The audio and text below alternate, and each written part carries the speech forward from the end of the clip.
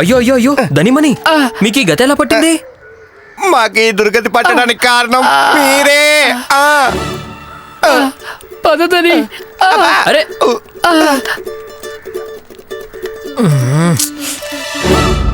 మహారాజా రామకృష్ణ పండితుడికి ఇక ధనం అవసరమే లేదు. వారు ఎంతో ధనవంతులైపోయారు. మాకంటే, మహామంత్రి కంటే, మీకంటే, మనందరికంటే ఎంతో ధనవంతులు. కానీ ఎలా? మేం మీకు క్షమించండి, మేం మీకు వివరంగా చెప్తాము. ఈ రోజు ఉదయం మేము ధనిమణిలతో పాటు సభ వైపుగా వస్తున్నాం. అప్పుడు మేము చూసింది ఏంటంటే,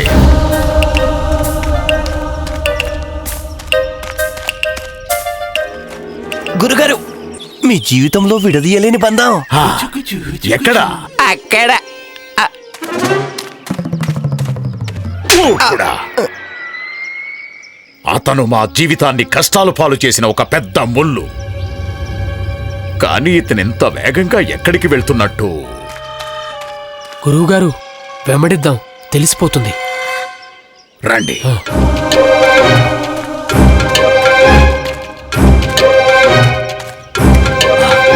అతను బావి దగ్గరికి ఎందుకు వెళ్తున్నాడు? నీళ్ళు తాగటానికి వెళ్తున్నాడేమో మూర్ఖుడా. మమ్మల్ని మూర్ఖుడు అన్నావా? మిమ్మల్ని కాదు, మనిని అన్నాను. నోర్మై, ఈ మధ్య చాలా ఎక్కువ మాట్లాడుతున్నావు. మూర్ఖుడా, మంచినీళ్ళే తాగాలి అనుకుంటే తన ఇంట్లోనే తాగేవాడు కదా, ఇక్కడికి ఎందుకు వస్తాడు?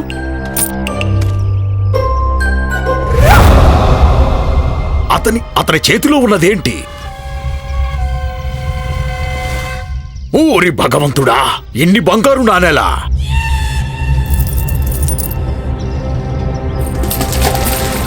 బావిలో పడేస్తున్నాడేంటి? నిశ్శబ్దంగా ఉండండి.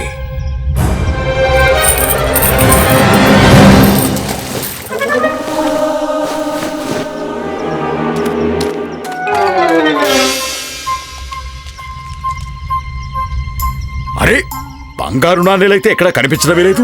చూస్తుంటే బావిలో నీటి అడుగుకు వెళ్ళిపోయినట్టు. గురుగారు, మీరు వెంటనే దూకేయండి. మూర్ఖులారా! ఇద్దరం కలిసి గురుగారు, మాకు ఈదడం రాదు. మాకు మాత్రం ఎదురు ఎక్కడొచ్చు. అందుకే దూకమన్నా గురువుగారు. అందుకే కదా అంటే అర్థం గురువుగారు. దూకాల్సిన అవసరం ఏముంది? ప్రాణం ఉంటే మీరే స్వయంగా ఇంకా బంగారు నాణేలు దోచుకుంటారు కదా. ఈ రామకృష్ణ పండితుడు మొత్తం నాణేలన్నీ బావిలో పారేశాడు. కానీ తెలుసుకొని తీరాలి, ఎక్కడో ఏదో రహస్యం దాగుంది.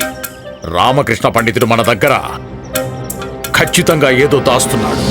ఏమిటాచార్య మీరు చెప్తుంది? బంగారు నాణ్యాల్ని బావిలో పడేశారా? అవును మహారాజా, మేం చెప్పింది నిజం మహారాజా. మేమే స్వయంగా మా కళ్ళతో చూశాం మహారాజా. ఆచార్య, ఏమిటంటే మీకిప్పుడు వయసు పెరిగిపోయింది. చూస్తుంటే మీ కళ్ళు రెండు పని చేస్తూ. మీరు చెప్తున్న దానికి అర్థమేమిటి మహామంత్రి గారు? మీ సంతృప్తి కోసం మేం చెప్పాలనుకుంటున్నాం. మేము మానవాతీత ఔషధాల్ని ఆరగిస్తూ ఉంటాము. అందుకే మా దృష్టి, మా వయస్సు ఇంకా అద్భుతంగానే ఉన్నాయి. క్షమించండి ఆచార్య.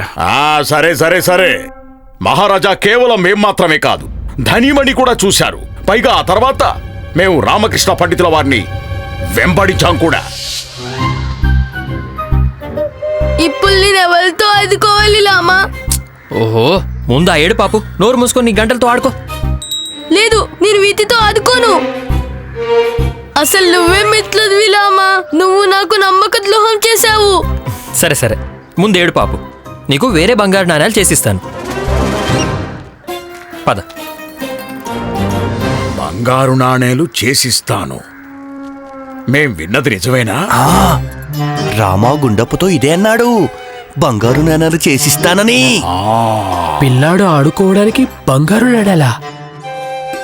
పదండి, మనం కూడా చూద్దాం రామకృష్ణ పండితుడు ఈ బంగారు నాణేలు ఎలా చేస్తున్నాడు, కానీ దొంగ చాటుగా.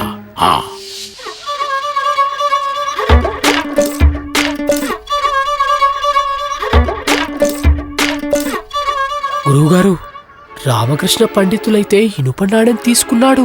మేం కూడా చూసాం, మాకేమీ కళ్ళు పోలేదు. ఇనుప నాణెం తీసుకున్నాడంట. నర్మీరా,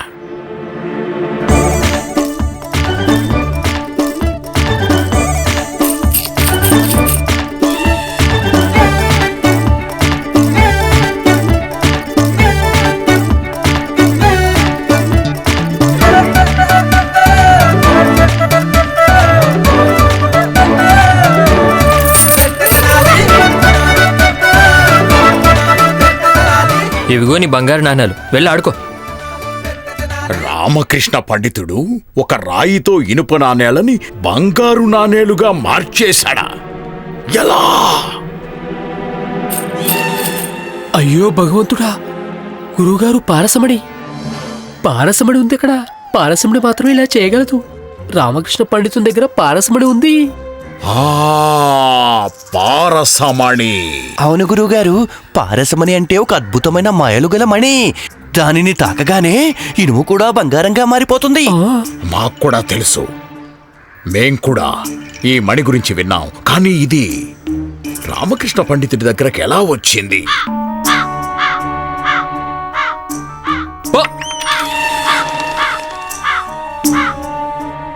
కాకిని బంగారు నాణెంతో తరిమేస్తున్నాడా? అయ్యో భగవంతుడా, ఇంత ధనమా? రామకృష్ణ పండితుడి దగ్గర అపారమైన ధనం ఉంది.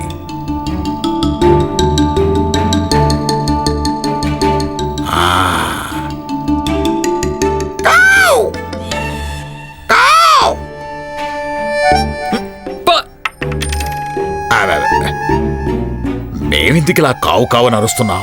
ఈ మూర్ఖులిద్దరూ ఉన్న దేనికి? ధనిమణి, చెప్పండి గురువుగారు. కావు కావని అరవండి. మీరు చేస్తున్నారు కదా.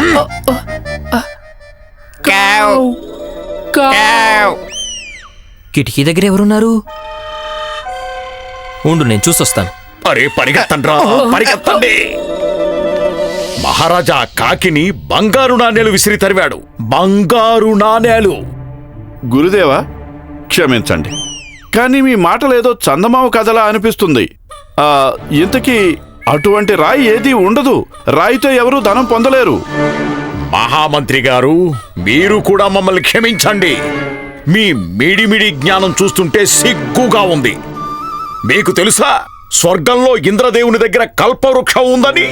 దాన్ని ఏమడిగినా సరే ప్రతి వస్తువు దక్కుతుంది. కామధేను అనే ఆవు ఉంది, దాన్ని ఏమి కోరుకుంటే అది దక్కుతుంది. చింతామణి ఉంది, అది మీ కోరికలన్నింటినీ నెరవేరుస్తుంది. అలానే భూమి మీద పారసమణి కూడా ఉంది, అది ఇనుముని బంగారంగా మార్చగలదు. అదే పారసమణి రామకృష్ణ పండితుడి దగ్గర కూడా ఉంది.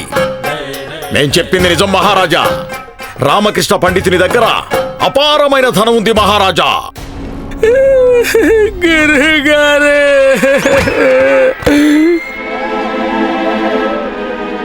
వాళ్ళు మమ్మల్ని చీతగా బాదారు మహారాజా. కలిసి బాగా కొట్టేశారు గురువుగారు. మా గురువు గారిని చాలా వెతికాము, కానీ వారు మాకు ఎక్కడ కనిపించలేదా? మమ్మల్ని వెతికారా? శాంతించండి.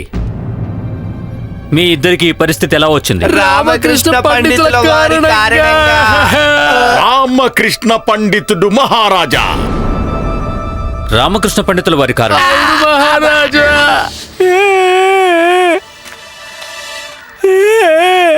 అరే, నువ్వెందుకు ఏడుస్తున్నావు? నాతో పాటు ఎవరు ఆడటం లేదు. సరే ఉండు, నువ్వు ఈ బంగారు నాణాలతో ఆడుకో.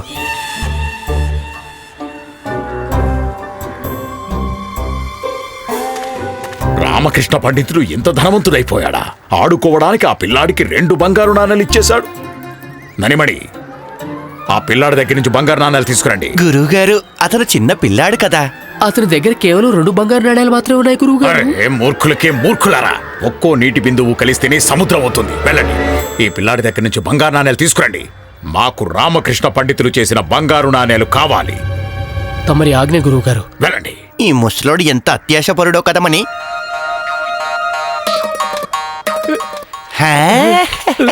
ఏ బాబు, ఈ నాణాలు మాకు ఇస్తావా? లేదు, ఇవి నావి. అరే మాకు ఇచ్చే నాయనా, ఇచ్చే. ఇటు ఇవ్వు, ఇటు ఇవ్వు. అడుగుతున్నాను. తీసుకోండి తీసుకోండి తీసుకోండి తీసుకోండి. ఇటు ఇవ్వు, ఇటు ఇవ్వు. ఇవ్వను, ఇవ్వను. నేను ఇవ్వను. ఆగండి, ఏం చేస్తున్నారు? మేమేమి చేయట్లేదు, మేము ఈ బాబుతో ఆడుకుంటున్నాం అంతే. మరి పిల్లాడు ఎందుకు ఏడుస్తున్నాడు? వీళ్ళ బంగారు నాణాలు తీసేసుకున్నారు. లేదు, చూపించండి. చూడండి.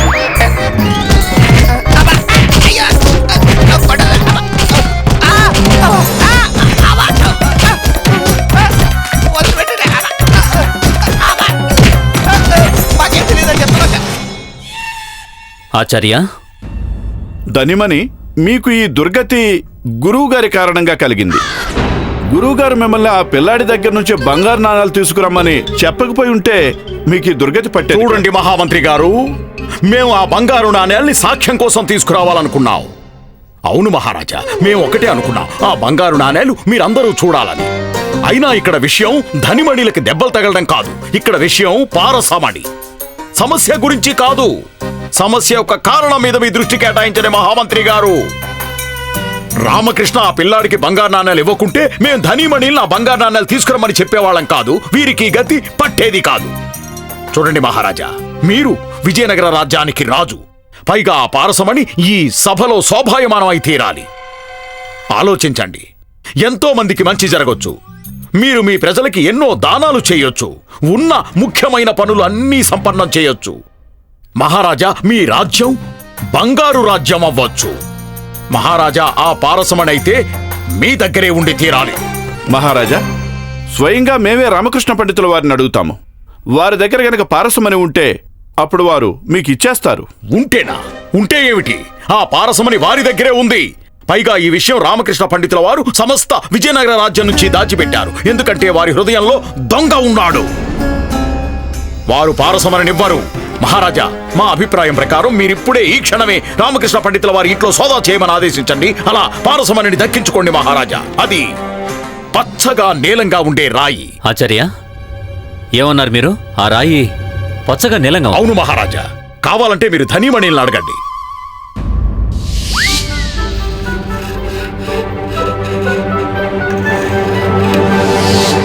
మహారాజా, వెంటనే పారసమణిని దక్కించుకోండి, లేకపోతే రామకృష్ణ పండితుల వారు ఆ రాయిని తీసుకుని విజయనగరం నుంచి పారిపోవచ్చు కూడా. మహామంత్రి, మహారాజా, మీరు ఒక సైనిక దళాన్ని తీసుకుని రామకృష్ణ పండితుల వారి నివాసానికి వెళ్ళండి. పైగా ఆ పారసమణిని మాకు తెచ్చి చూపించండి. మహారాజా, మీరు కూడా ఇటువంటి విషయాల్ని మంత్రి నమ్ముతున్నారు? గారు, ఆచార్య తాతాచార్య మాతో ఇదంతా చెప్తున్నారంటే ఇందులో ఖచ్చితంగా నిజం ఉండే ఉంటుంది. లేకపోతే వీరు మాకు ఎందుకు చెప్తారు? రామకృష్ణ పండితుల వారి ప్రవర్తన మీరు చూశారు కదా. వారు మహారాణి తిరుమలమ్మ గారి కానుకని తిరస్కరించారు.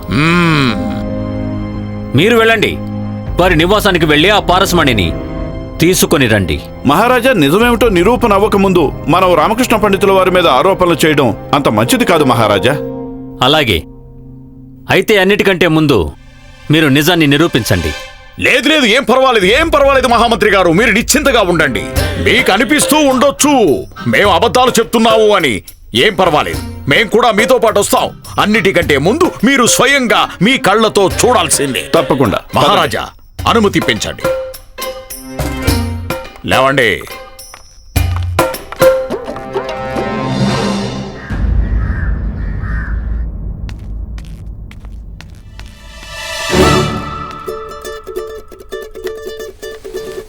అయ్యో భగవంతుడా, రాజమహల్లో జరిగిన విషయం మొత్తం వీళ్ళకి తెలిసిపోయినట్టుంది. ఇలా రా. రండి రండి, ఈ రోజు ఇంత త్వరగా వచ్చేసారేమిటో.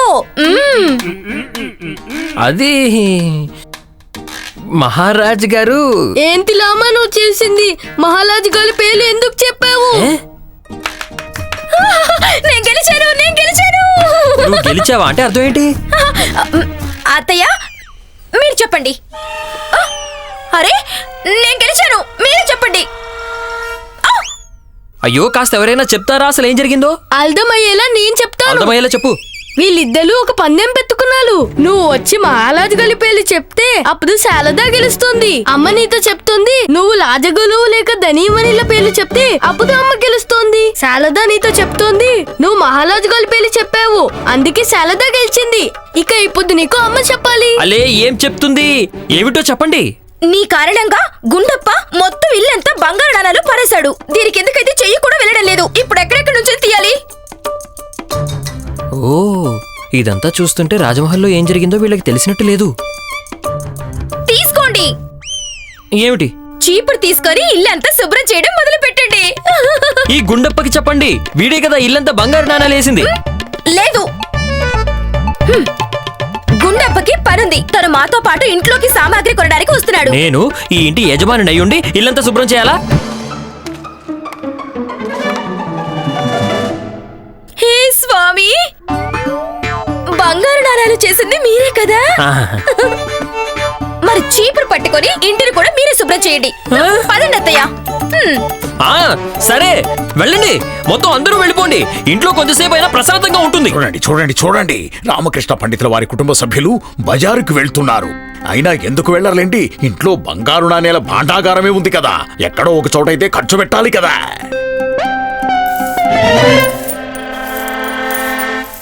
అక్కడ చూడండి, ఊడ్చేస్తున్నారు.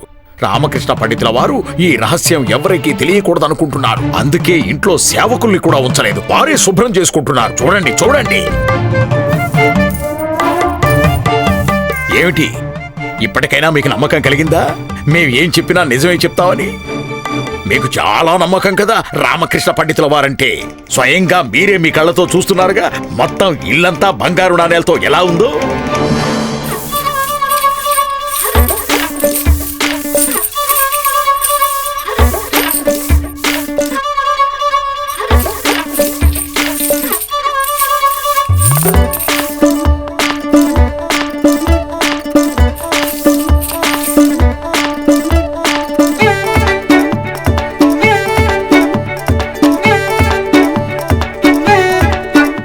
మాకు కూడా చాలా ఆశ్చర్యంగా ఉంది.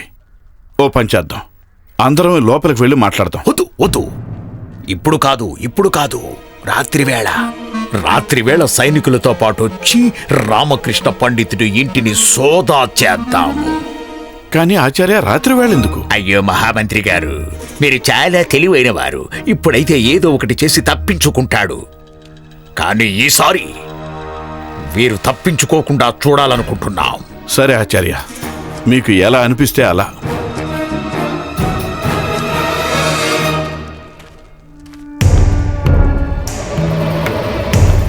ఇప్పుడు అలుగుతుంది నీ పొగరు మొత్తం. రామకృష్ణ పండితుడా, ఈసారి నీకు ఏ దుర్గతి పట్టిస్తామంటే విజయనగరంలో ఎవ్వరికీ నీ ముఖం కూడా చూపించలేని పరిస్థితి కలుగుతుంది.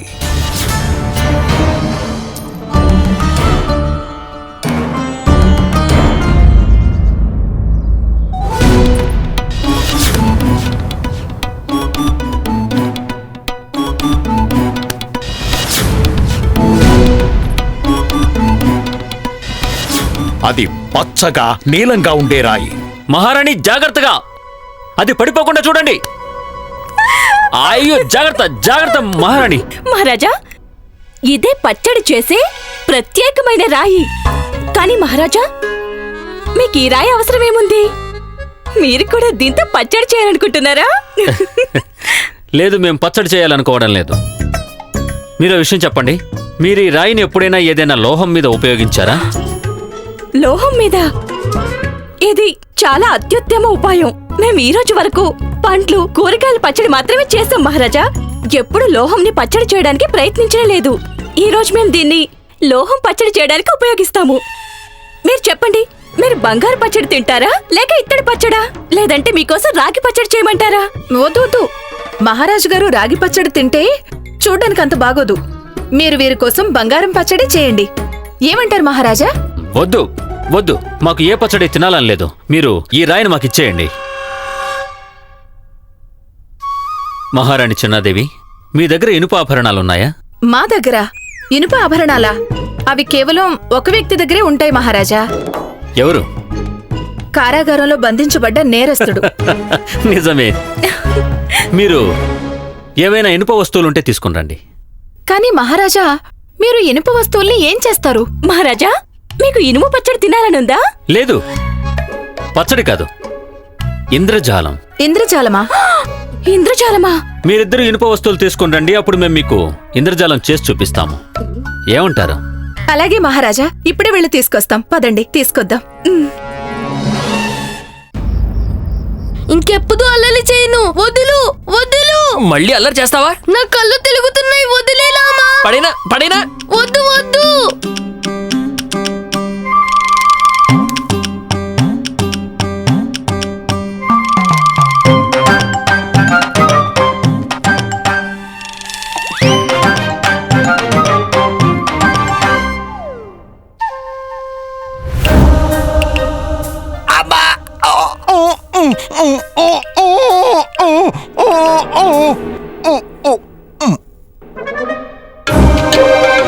పదండి ఆచార్య, ఇప్పుడే సోదా మొదలు పెడదాం. లేదు లేదు, ఇప్పుడే కాదు. రామకృష్ణ పండితులు పడుకోవడానికి సిద్ధంగా ఉన్నారు. వారు నిద్రలోకి వెళ్ళిన వెంటనే మనం శోధన మొదలు పెడదాము.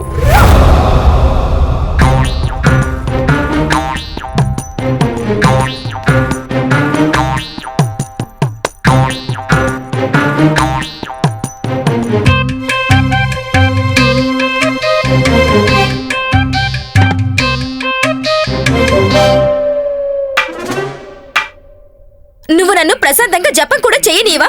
అరే నీకోసమే కదా వేపాకులు కాల్చి తెచ్చాను, నిన్ను దోమలు కుడుతున్నాయని. తీసుకోండి. ఏంటి కొండనా?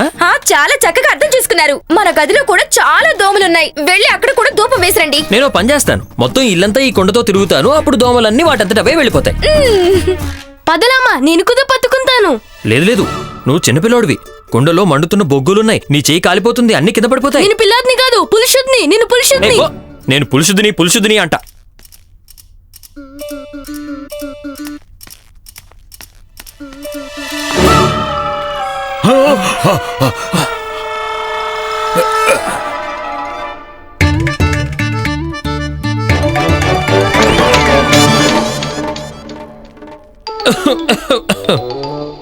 లామా, మూలల్లో దోమలు ఎక్కువగా దాక్కుంటాయి. పొగ మూలల్లో చూపించు. మూలాల్లోనా? ఓ మూలల్లోనా? గుండప్ప, నువ్వు కూడా అప్పుడప్పుడు పురుషుడిలాగా, అంటే పురుషుల్లాగా మాట్లాడుతూ ఉంటావులే. చాలా మంచిది, వచ్చి.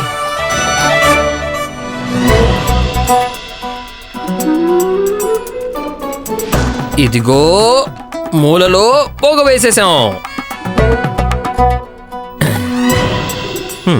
పద.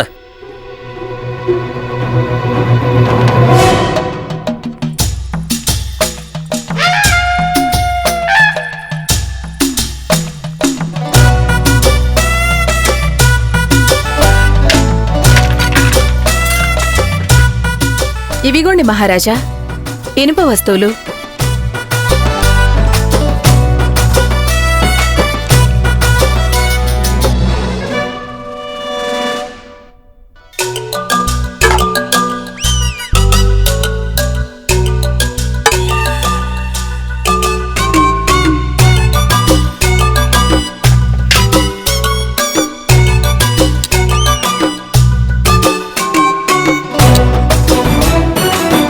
మహారాజా, మీరసలు ఏం చేస్తున్నారు? మహారాజా, ఈ రాయిని ఈ పాత్రల మీద బాగా రుద్దండి, అప్పుడే పచ్చడవుతుంది.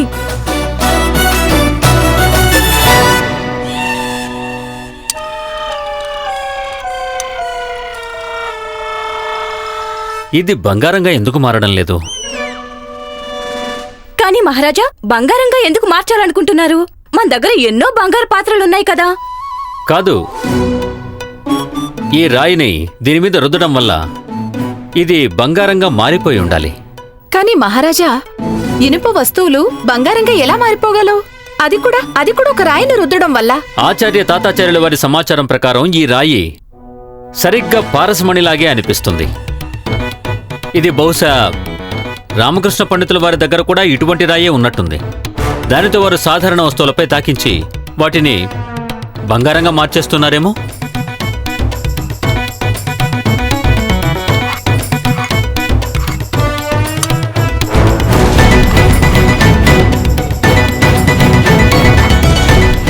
రామకృష్ణ పండితులు గారు, మేం మీ నుంచి పారసమణి రహస్యాన్ని తెలుసుకొని తీరాల్సిందే.